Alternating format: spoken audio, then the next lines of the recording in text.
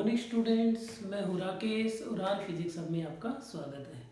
आज बच्चों हम बात करेंगे जो हमने चैप्टर 2 स्टार्ट किया हुआ है, इलेक्ट्रोस्टैटिक पोटेंशियल एंड कैपेसिटर। तो उसमें हमने डेरिवेशन देख लिए थे ना, electric potential due to electric dipole, electric potential due to single point charge, relation between E and V, equipotential surfaces, ये सब हमने डिस्कस कर लिए थे। आज हम बात करेंगे इलेक्ट्रोस्टैटिक पोटेंशियल और इलेक्ट्रोस्टैटिक पोटेंशियल एनर्जी से रिलेटेड कुछ न्यूमेरिकल। तो मैं कुछ एनसीईआरटी के क्वेश्चंस आपको डिस्कस कर रहा हूँ, तो जिसमें से क्वेश्चन ले रहे बेटा, ये है एग्जाम्पल 2.4। मैं इसलिए क्वेश्चन लिखने में टाइम लगेगा, तो ये है एनसीईआरटी, ये आपका है 2.4। एक बार क्वेश्चन देख लेते हैं। क्वेश्चन एक बार मैं रीड कर देता हूँ। 4 charges are arranged at the corner of a square ABCD of side D। आपको बेटा 4 चार्जेस गिवन है, Q Q Q Q, और स्क्वायर की साइड गिवन है बच्चों D। ठीक है, side of square is D। As shown in the figure, find the work done required to put together this arrangement। तो आपसे ए पार्ट पूछा गया है, इस अरेंजमेंट को एक साथ बनाने के लिए कितना वर्क डन करना पड़ेगा। Find the work done to put this arrangement together. देखो इसमें कैसे सवाल पूछेंगे। 2 का डेरिवेशन तो मैंने सिखाया, के Q1 Q2 बाई आर, लेकिन 4 का आ जाए तो आपसे पूछेगा, फर्स्ट है work done, work done to form this combination, work done to form this combination। इस कॉम्बिनेशन को फॉर्म करने के लिए कितना वर्क डन किया। आपको कुछ नहीं करना है, एनर्जी और पोटेंशियल के सवाल बहुत सिंपल है। 2 के लिए मैंने बताया था के Q1 Q2 बाई आर, 3 हो 4 हो तो पेयर बनाने हैं। इसमें कितने पेयर बनेंगे, 6 पेयर बनेंगे, 1 2 3 4 5 6, तो 6 पेयर बनेंगे। उन पेयर को लिख के ऐड कर दो। अगर आपसे पूछे इस सिस्टम में एनर्जी कितनी है, तब भी यही होगा, work done to form this combination या potential energy of this system, एक ही बात है। 2 तरीके से क्वेश्चन पूछेगा कि इस कॉम्बिनेशन को बनाने में जितना काम किया वो निकालो। और मैंने आपको लास्ट क्लास में पढ़ाया है, जितना वर्क डन हम सिस्टम को फॉर्म करने के लिए करते हैं वो वर्क डन ही एनर्जी में स्टोर हो जाता है। तो दोनों चीज सोल्व हो जाएगी, तो वर्क डन भी आ जाएगा और सिस्टम की एनर्जी भी आ जाएगी। पेयर बना लो, एक ये पेयर हो जाएगा, 1 2 3 4 पेयर तो एक जैसे हो जाएगी।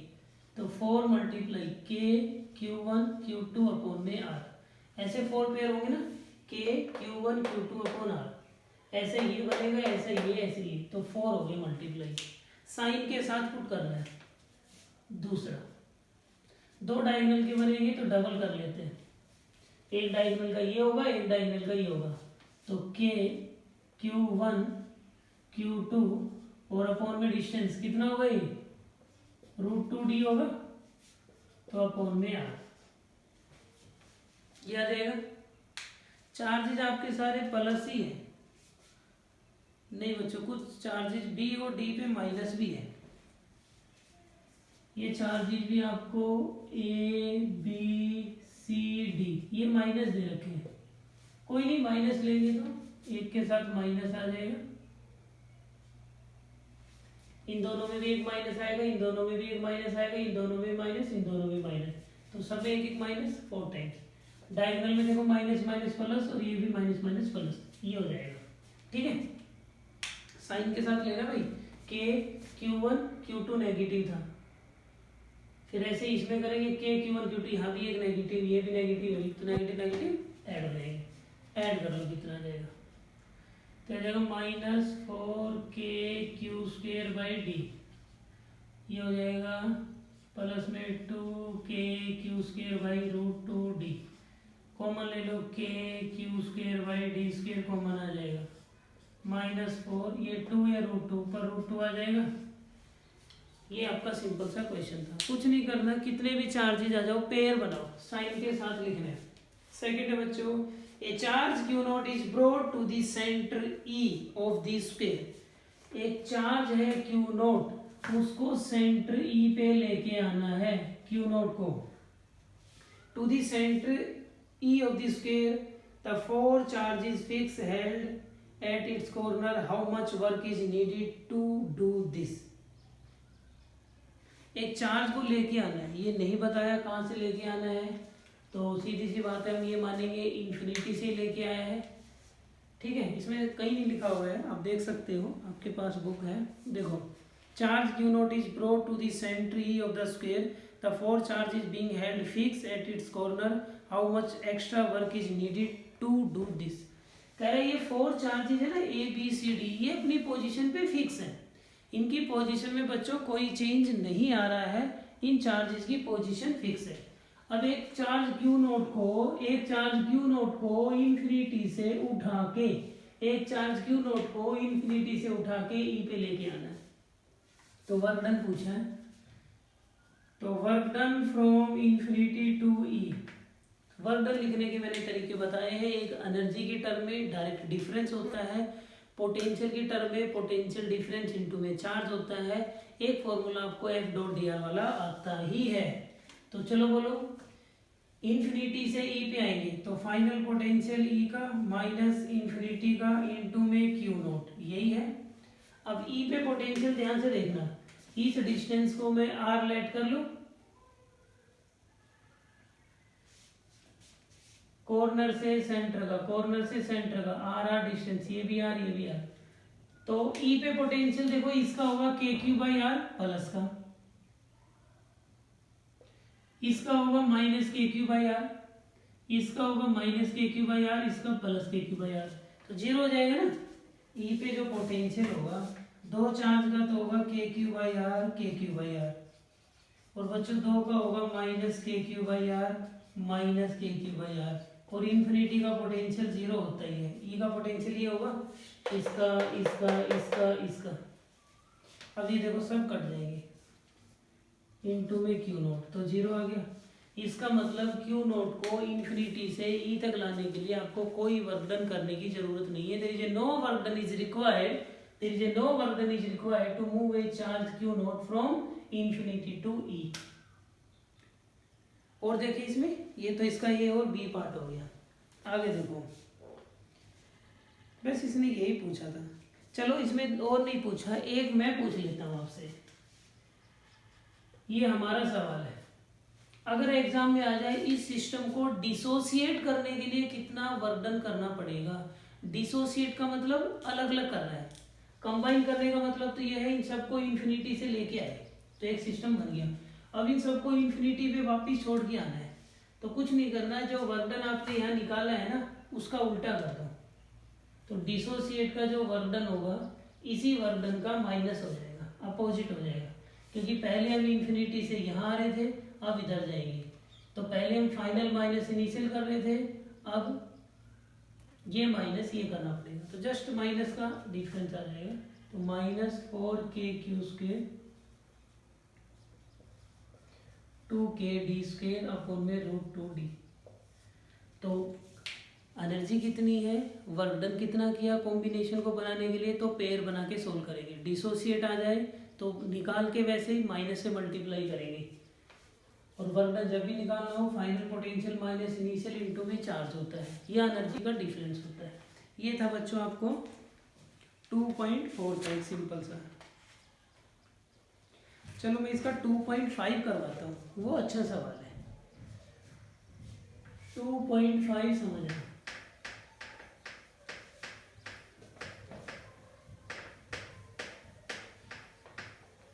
देखो मैं आपको इसलिए बता रहा हूँ क्योंकि फिर मैं क्वेश्चन लिखूंगा थोड़ा सा टाइम लगेगा, तो आप समझदार हैं, बुक आपके पास होगी, मैं सॉल्यूशन दे रहा हूँ। इसमें देखो 2.5 क्या है, 2.5 में 2 पार्ट है, पहले ए देख ले, बुक नहीं है तो ओपन कर ले, या वैसे ध्यान से सुन ले, मैं बोल रहा हूँ, नोट भी कर सकते हैं। Determine the electrostatic potential energy of the system. आपको एक सिस्टम की इलेक्ट्रोस्टैटिक पोटेंशियल एनर्जी निकालनी है और आपको चार्जेस दिए बेटा 7 माइक्रोकूलम -2 माइक्रोकूलम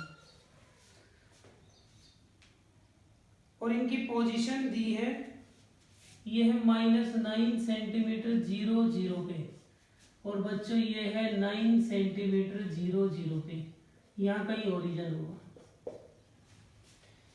ये सवाल है,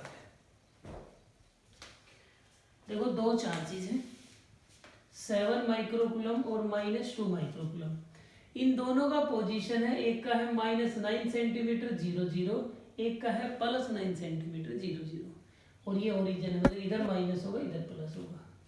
तो बोला गया है इस सिस्टम की एनर्जी कितनी होगी। तो एनर्जी पूछे, वर्क डन पूछे तो आपको कुछ नहीं करना, K Q1 Q2/R यही फॉर्मूला होता है। देखो फील्ड प्रेजेंट नहीं है, अब्सेंस में यही फॉर्मूला होता है K Q1 Q2/R।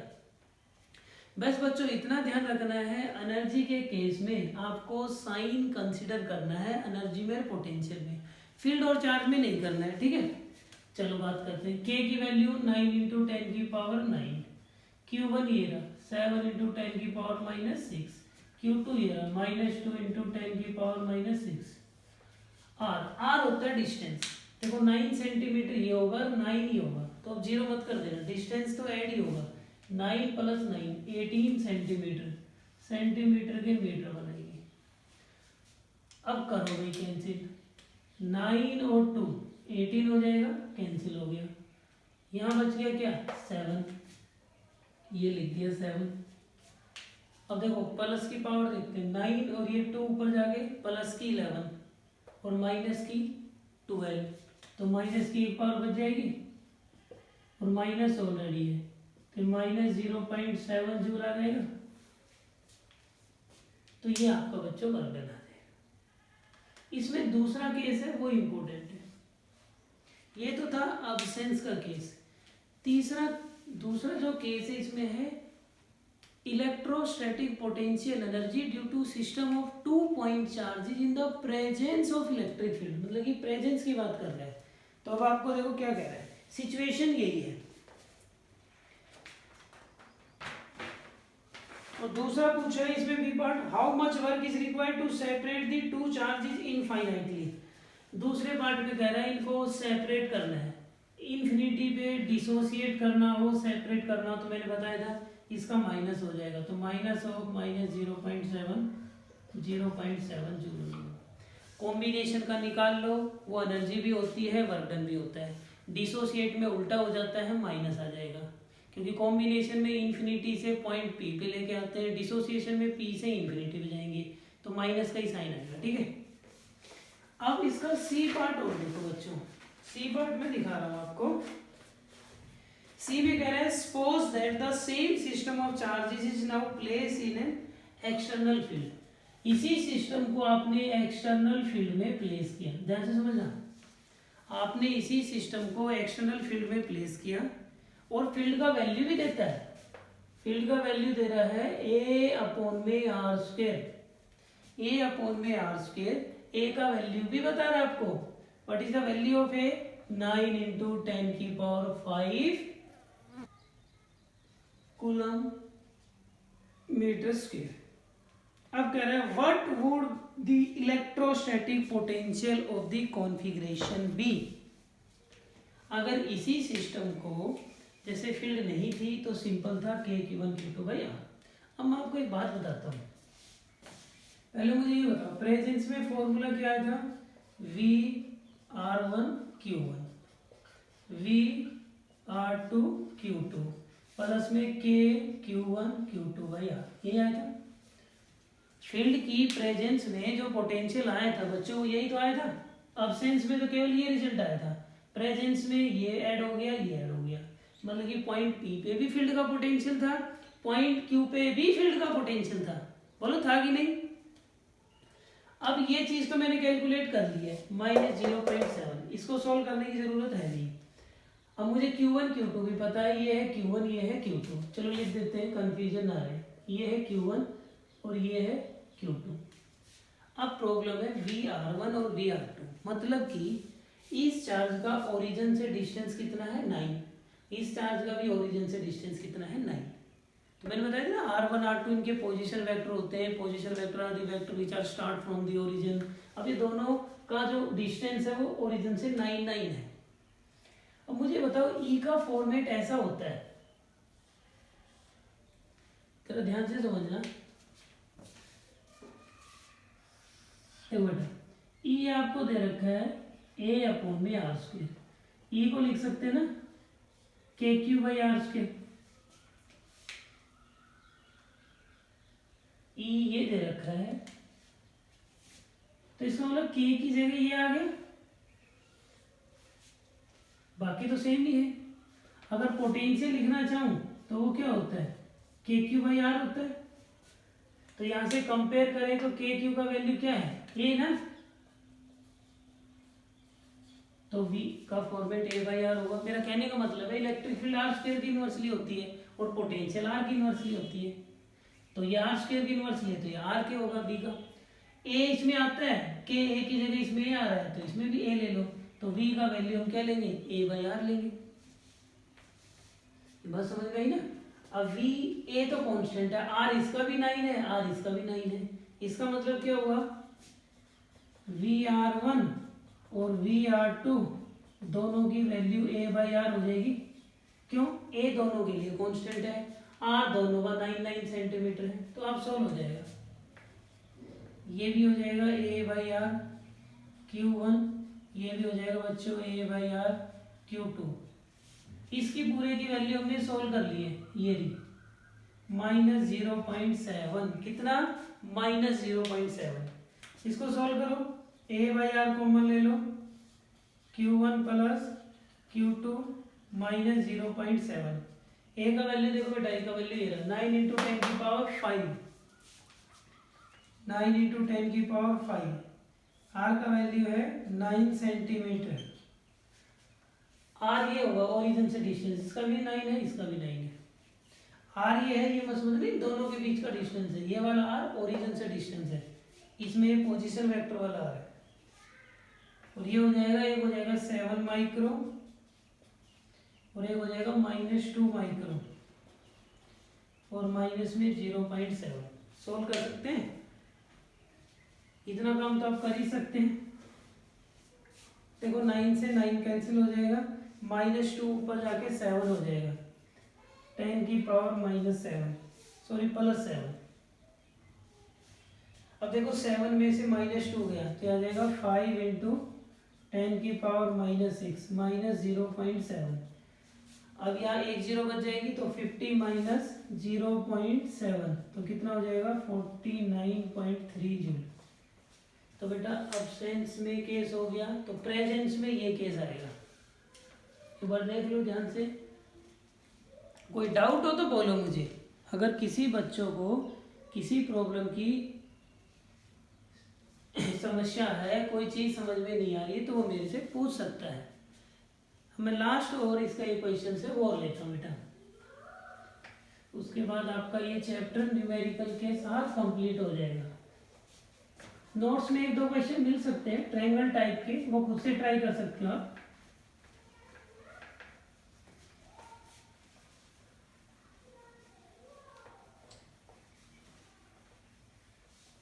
अब देखो बच्चे, इसमें लास्ट क्वेश्चन और है।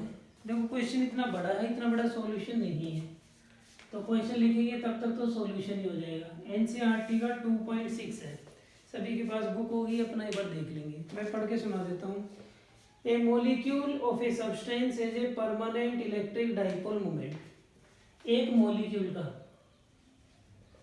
Dipole moment of a molecule, एक मॉलिक्यूल का गिवन है कितना बच्चों 10⁻⁻29 कूलम मीटर, एक मॉलिक्यूल का। अब बात कर रहा है electric dipole moment. A mole of this substance is polarise, इस सब्सटेंस का एक मोल पोलराइज किया गया है, एक मोल। तो एक मोल में कितने मोल में आपको पता ही है 6 0.023 इंटू 10⁻23 मोलिक्यूल। मतलब कि 1 मोल इस सब्सटेंस के पोलराइज किए गए हैं। 1 मोल का नंबर आपको पता ही है, 1 मोलिक्यूल का डाइपोल मोमेंट ये है और 1 मोल को पोलराइज किया है, तो टोटल डाइपोल मोमेंट कितना आ जाएगा? A mole of this substance is polarized by applying a strong electric field. E का वैल्यू भी दे दिया, E का वैल्यू दे दिया बेटा 10⁻6 वोल्ट पर metre. The direction of the field is suddenly changed by an angle of 60 degree. Direction को कितने degree से चेंज किया है? 60 डिग्री से। Estimate the heat released by the substance in allowing its dipole along the new direction of the field. For simplicity, assume 100% polarization of the cell. ये सब देखो, पहले क्या था? ये E था और ये P था, सभी मॉलिक्यूल का। फिर बाद में क्या किया? ये बच्चों E था और ये P कर दिया 60 डिग्री। ठीक है, अब मुझे ये बताओ टोटल डाइपोल मोमेंट देख लेते हैं एक बार। टोटल डाइपोल मोमेंट P कितना आ जाएगा? 1 मॉलिक्यूल का और 1 मोल का इतने मॉलिक्यूल मल्टीप्लाई कर दो,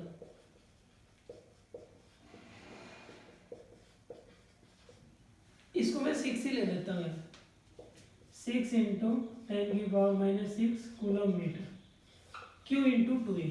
देखो बेटा, 1 मॉलिक्यूल का डाइपोल मोमेंट ये है, 1 मोल में इतने मॉलिक्यूल है, तो टोटल P आ गया। ये कह रहा है 1 मोल को हमने पोलराइज किया है और 100% पोलराइज होगी। पोलराइज होने का मतलब होता है कि सारे के सारे डाइपोल फील्ड की डायरेक्शन में हो गए हैं, तो हो गए इतना डाइपोल मोमेंट है। स्टार्टिंग में इन दोनों में एंगल कितना है? 0, और फाइनल एंगल इन दोनों में कितना कर दिया उसने? चेंज करके 60 डिग्री कर दिया। तो हम दोनों की एनर्जी निकाल लेते हैं। इनिशियल एनर्जी कितना होगा? -P cos θ1। कितनी आ जाएगी एनर्जी?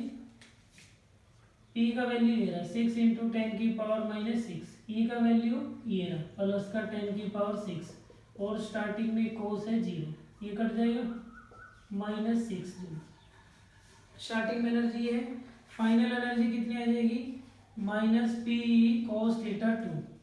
P का वैल्यू बेटा ये रहा 6 इंटू 10⁻6, E का वैल्यू 10⁻6, और एंगल कितना हो गया? 60 डिग्री, ये कट जाएगा -6 cos 60 1/2 -3 जूल। पहले एनर्जी थी -6 जूल जब डाइपोल ऐसे थे, फिर आपने डाइपोल को घुमा दिया 60 डिग्री पे, एनर्जी कितनी होगी बच्चों? -3 जूल। अब मुझे ये बताओ कि एनर्जी इंक्रीज हुई या डिक्रीज? -6 से -3 हो गई, बढ़ गई, एनर्जी बढ़ गई ना, -3 बढ़ा है तो एनर्जी बढ़ गई है।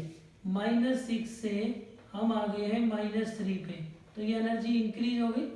चेक कर लो, फाइनल माइनस इनिशियल करेंगे तो +3 जूल बढ़ गई, +3 जूल एनर्जी इंक्रीज हो गई। अब देखो ये डाइपोल जब आप इनको 60 डिग्री पे छोड़ दोगे तो ये वापस से वहीं आएंगे। अब इनकी एनर्जी यहाँ से ऐसे, इनमें एनर्जी थी -6, ऐसा करने से हो गई -3, एनर्जी बढ़ गई।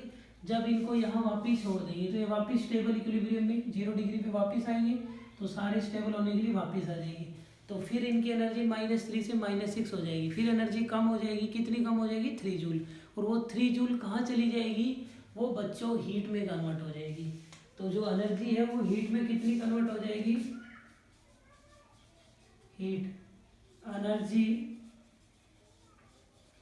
कन्वर्टेड इनटू हीट, तो हीट में कितनी चली जाएगी? -3 -6, 3 जूल चली जाएगी। क्योंकि पहले हमारे पास इतनी थी, -3 ज़्यादा है, -6 कम हो गई। तो हम देखो बेटा, हम यहाँ से यहाँ जाएंगे, 60 से 0 पे जाएंगे, तो यहाँ एनर्जी हमारे पास ज़्यादा है और यहाँ कम, तो कितनी कम होगी? ज़्यादा में से कम माइनस कर दिया। तो कहने का मतलब है उसकी 3 जूल एनर्जी कहाँ चली जाएगी? हीट में चली जाएगी, ऐसा करने से। तो आपको समझ आया? Thank you.